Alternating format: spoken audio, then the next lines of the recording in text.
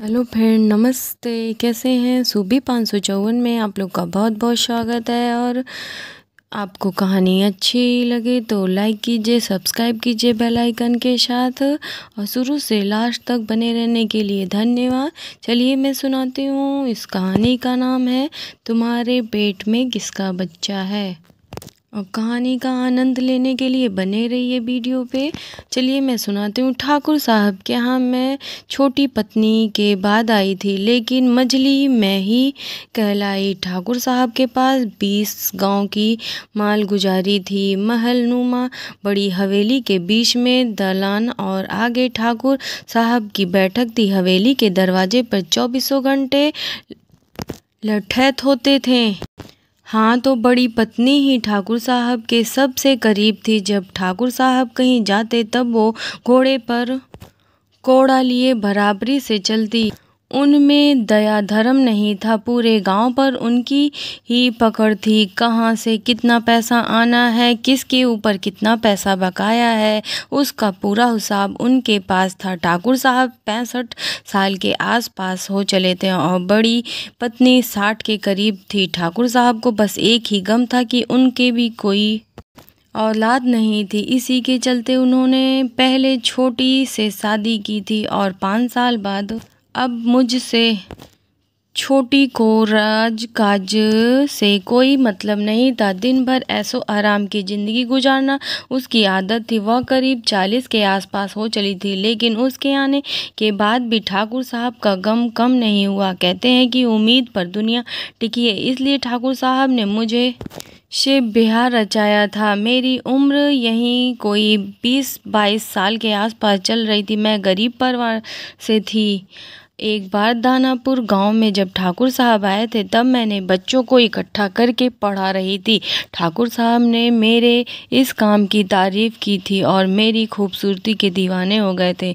और ना जाने क्यों उनके दिल में आया कि शायद मेरी वजह से उनके घर में औलाद की खुशियाँ आ जाएगी। मेरी माँ ने तो इस ब्याह के लिए तैयार नहीं थी, लेकिन पिताजी सोचे कि इतने बड़े घर में रिश्ता जोड़ना इज्जत की बात है। खैर, बहुत शानो शौकत के साथ ठाकुर साहब से मेरा ब्याह हुआ, जैसे ही दूसरी जगह होता है।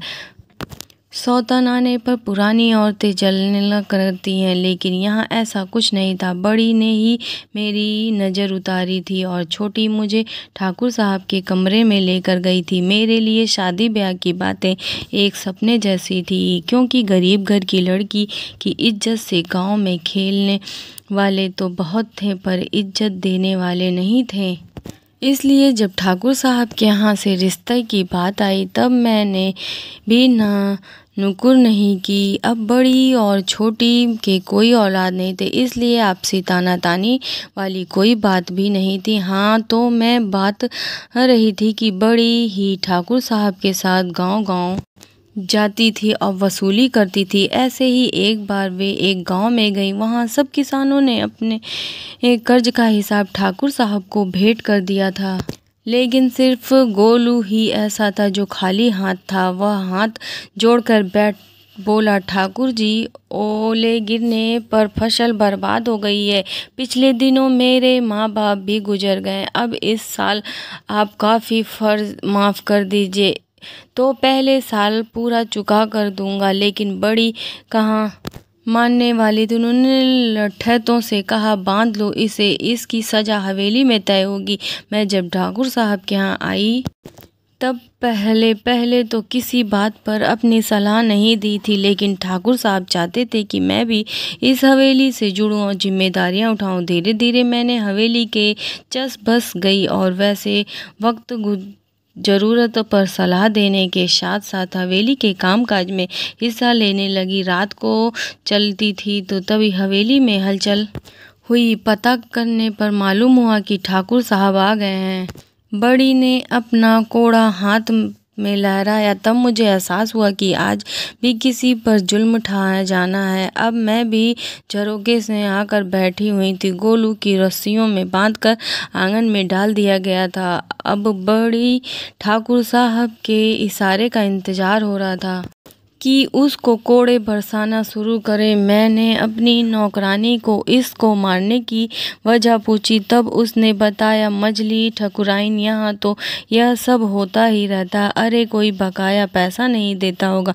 गोलू थर थर काँप रहा था। तभी मैंने उस नौकरानी से ठाकुर साहब के पास खबर भिजवाई कि मैं इससे मिलना चाहती हूँ, और मैं झरोके के पीछे चली गई। तभी वहाँ ठाकुर साहब आए। उन्होंने मेरी तरफ देखा। मैंने कहा, ठाकुर साहब, यह गोलू बड़े ईमानदार और मेहनती लड़का है, इसलिए इसे अपनी पटक देने पड़ रहे हैं। हवेली खेत खलिहान के काम तो करेगा ही, वह मजबूत लठैत भी है। ठाकुर साहब को मेरी सलाह पसंद आई, लेकिन दूसरों पर अपना खौफ बनाए रखने के लिए उन्होंने गोलू को 10 कोड़ों की सजा देते हुए हवेली के पिछवाड़े की कोठरी में डाल दिया। एक दिन मैंने नौकरानी ने गोलू को बुलवाया। हवेली की कोई भी मर्द औरतों के सामने आमने बात नहीं कर सकता था, इसलिए बात करने के लिए बीच में पर्दा डाला गया था। गोलू ने पर्दे की तरफ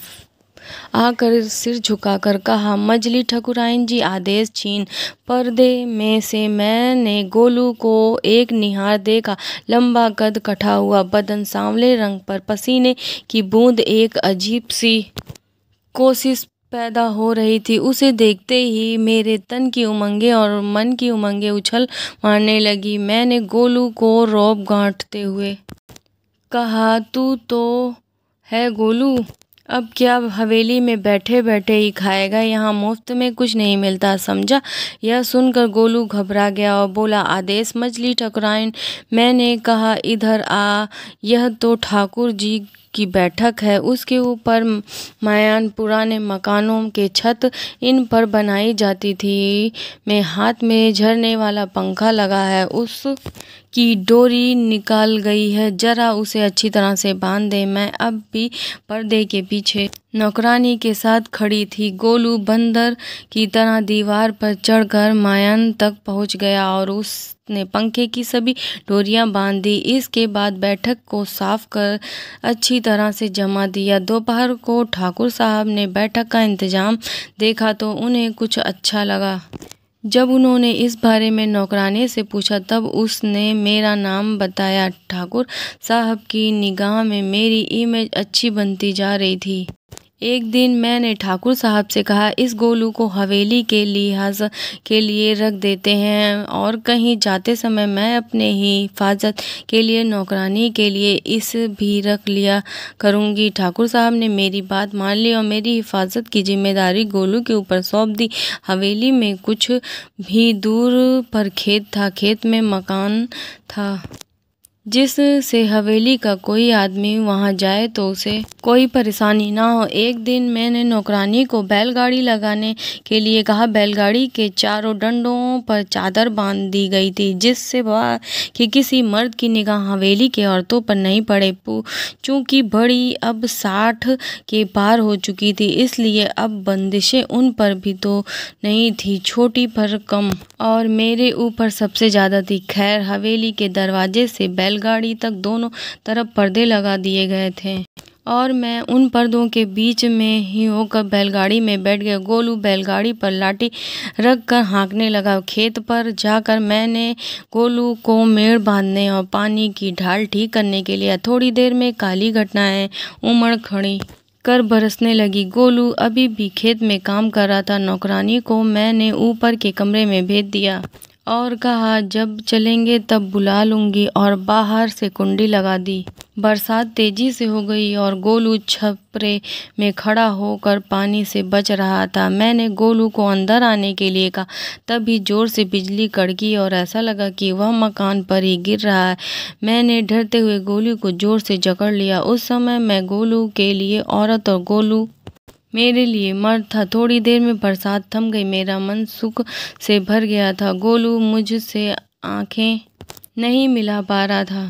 मैंने उसे फिर से खेत में भेज दिया और ऊपर के कमरे में नौकरानी, जो अभी भी सो रही थी, को झिड़क कर उठाते हुए कहा, क्या रात यही गुजारने का इरादा है? नौकरानी हड़बड़ा कर उठी और बैलगाड़ी लगवाई। वापस हवेली में आकर मैंने गोलू को दलन में बुलवाया और बड़ी ही लेकर गोलू पर एक ही सांस में 10-20 कोड़े बरसा दिए। मेरे इस बर्ताव को किसी को उम्मीद नहीं थी, लेकिन ठाकुर साहब अब बड़ी खुशी हो रहे थे कि मछली भी अब हवेली में रंग ढंग में चरबस रही है। और उधर गोलू अब भी यह नहीं समझ पा रहा कि आखिर मछली ठाकुराइन ने इस पर कोड़े क्यों बरसाए। पहली बात तो यह है कि गोलू को मैंने ही एहसास दिलाया था कि जो खेत पर हुआ है उसके लिए उसे चुप रहना है, वरना दूसरी ठाकुर साहब और नौकरानी को यह एहसास दिलाना कि मुझे गोलू से कोई लगाव नहीं है।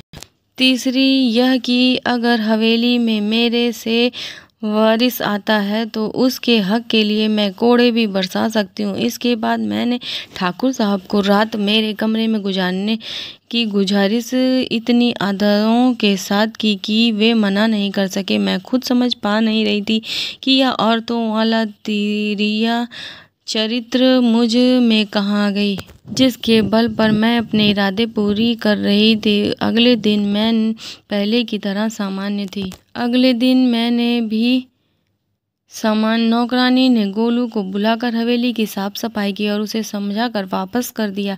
वह अभी भी डरा और सहमा हुआ था। समय अपनी रफ्तार से गुजर रहा था। कुछ दिनों बाद मैंने ठाकुर साहब को खुशखबरी सुनाई थी, इस घर में आपका वारिस आने वाला है। हाँ, मैं माँ बनने वाली हूँ। मेरे माँ बनने का कारण ठाकुर साहब नहीं, गोलू था। मैं गोलू के बच्चे की माँ बनने वाली हूँ। मैंने ये बात गोलू को भी नहीं बताई है। मेरे माँ बनने की खबर सुनकर ठाकुर साहब और पूरा परिवार बहुत खुश था। समय अपनी रफ्तार में गुजर रहा था। आज ठाकुर साहब की खुशियों का परवाह नहीं था। हवेली दुल्हन की तरह सजी हुई थी। दावतों, कबलों और नाच गानों का दौर चल रहा था। कब रात होगी, कब सुबह, मालूम नहीं पड़ता। जो पैसा अब तक हवेली की तिजोरियों में पड़ा था, खुशियां मनाने में खर्च हो रहा था। जहाँ जहाँ लंगर चल रहे थे, धन दान चल रहा था। और भी क्यों नहीं, ठाकुर साहब का वारिस जो आने वाला है। बड़ी और छोटी भी औरत थी और इतने दिनों बाद हवेली को वारिस नहीं देने की वजह से जानती थी, लेकिन इसके बावजूद वे यह समय नहीं कह पा रही थी कि मजली ने यह कारनामा कैसे कर दिया, क्योंकि उन दोनों को ठाकुर साहब के बारे में अच्छे से पता था कि वे बच्चे उनका हो ही नहीं सकता। लेकिन उन दोनों के हिम्मत नहीं हो पा रही थी कि ठाकुर साहब से पूछ लें। मैंने देखा जहाँ सभी लोग खुश थे, वहीं बड़ी और छोटी मेरी तरफ भी एक शक नज़र से हमेशा देखने लगी थी। मैं भी अंदर से डर गई और कहीं उन्हें सच्चाई का पता चल गया तो गोलू और मेरे संबंध के बारे में उन लोगों को पता चले। इसलिए अगले दिन किसी न किसी बहाने से गोलू 5-10 कोड़े लगा देती। गोलू को इस तरह कोड़े लगाना मुझे अच्छा नहीं लगता, क्योंकि हम दोनों के बीच जो हुआ उसमें मेरी भी मर्जी थी। इसलिए मैंने सोचा कि गोलू को अब हवेली से छुट्टी दे देती जाए और उसे कुछ रुपए पैसे देकर कमाने के लिए शहर भिजवा दिया जाए। एक दिन मैंने ठाकुर साहब से गोलू के बारे में बताया कि गोलू को बहुत दिन हो गए तो उसका परिवार भी है, इसलिए उसे अब हवेली से छुट्टी दे दी जाए। ठाकुर साहब इस दिन किसी काम में व्यस्त थे, इसलिए उन्होंने कहा कि देखो कहकर बात वहीं पर ख़त्म कर दे। मेरी इन बातों को बड़ी मुश्किल से ध्यान से सुन रही थी। उसने कहा कि अभी तो इस घर में वारिस आने वाला है, घर में काम भी बढ़ गया, इसलिए गोलू अभी कुछ दिन ले ले, उसके बाद उसे छुट्टी दे दी जाएगी। बड़ी को ये बात सुनकर कुछ अच्छा नहीं बोली और वापस अपने कमरे में आ गई। मैं जानती थी कि बच्चा होने से पहले गोलू हवेली से दूर चला जाए। उन दिनों में कुछ ज़्यादा परेशान होने लगी थी। बड़ी से पूछी कि आजकल तू क्या सोचती रहती है। मैं उसे कोई जवाब नहीं देती और अपने कमरे में वापस आ जाती। कुछ दिन बीतने के बाद मैंने देखा ठाकुर साहब गार्डन में अकेले बैठे हैं और उनके आसपास भी कोई नहीं है। मौका देखकर मैंने उनके पास पहुंच गई। मैंने कहा, ठाकुर साहब गोलू कहाँ था कि उसे घर जाना है, लेकिन उसे अभी यहाँ से छुट्टी दे दी जाए। तो ठाकुर साहब ने मुस्कुराते हुए कहा, मजली तुम उस घर में इतने दिनों बाद एक वारिस दे रही हो। इस घर की वास्तविकता मालिक तुम हो। जब तुम्हारा मन करे गोलू को यहाँ से भेज सकती हो। इतना सुनते ही मैं खुश हो गई और तुरंत गोलू के पास आने लगी। जब मैं वहाँ पहुँची तो मैंने देखा छोटी और बड़ी दोनों गोलू से बात कर रहे थे। उनके बगल मेरी नौकरानी भी खड़ी थी। इस नज़ारे को देखकर मैं एकदम से डर गई, कहीं बड़ी होकर सब कुछ पता न चल जाए। फिर भी डरते डरते मैं उन सब लोगों के पास आई और गोलू से कहा, गोलू, ठाकुर साहब ने कहा है कि अब तुम यहाँ से जा सकते हो। मेरी बात सुनकर यहाँ गोलू को खुशी होता है कि वो मायूस हो गया था, क्योंकि बड़ी और छोटी को ये शक हो गया था कि ये बच्चा गोलू का ही हो सकता है। इसलिए उन्होंने गोलू को बताया कि ठाकुर साहब तो बाप बना गए हैं, लेकिन मैं समझ गया कि इन बच्चे का बाप वही है। एक दिन गोलू घर की सफाई कर रहा था। सफाई के बहाने वो मेरे पास आकर बोला, ठाकुराइन, जब ठाकुर साहब बाप नहीं बन सकते तो इसका मतलब है कि इस बच्चे का बाप मैं। इसके इतना कहते ही मैंने उनकी बात काट दी और बोली कि कल सुबह तुम यहाँ से चले जाना, नहीं तो इसके लिए मैं तुम्हें 50 कोड़े मार जाएंगे। कहते कहते मेरी आंखें भर आई। मेरी आंखों में आंसू देखकर शायद गोलू को समझ में सारी बातें आ गई थी। दूसरे दिन सुबह सभी लोग बैठे थे। देखा कि सामने से गोलू अपना सामान लिए आ रहा था। आते ही उसने ठाकुर साहब को बारी बारी से सबको प्रणाम किया और सबके साथ जोड़ते हुए वहां से जाने जाते और उनकी आंखों से आंसू थे। बड़ी ने सोचा कि आजकल जो भी इस हवेली में बाहर गया तभी खुशी खुशी गए, लेकिन ये पहला व्यक्ति है जो रोते हुए जा रहा है।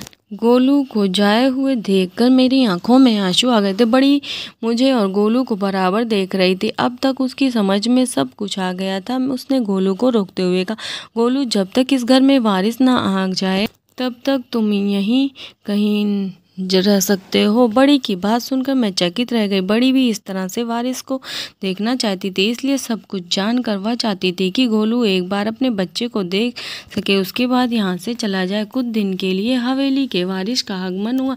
चारों तरफ खुशियाँ थी, ढोल नगाड़े बज रहे थे। ठाकुर साहब, बड़ी और छोटी भी बहुत खुश थी, लेकिन उन खुशियों के बीच में आंखों के आंसू भरे। गोलू अपने चेहरे, बच्चे और उस हवेली से दूर जा चुका था। तो दोस्तों, आज के वीडियो में बस इतना ही। कहानी आपको पसंद आई हो शुरू से लास्ट तक तो लाइक कीजिए, सब्सक्राइब कीजिए बेल आइकन के साथ। बाय बाय, नेक्स्ट ब्लॉग में मिलेंगे।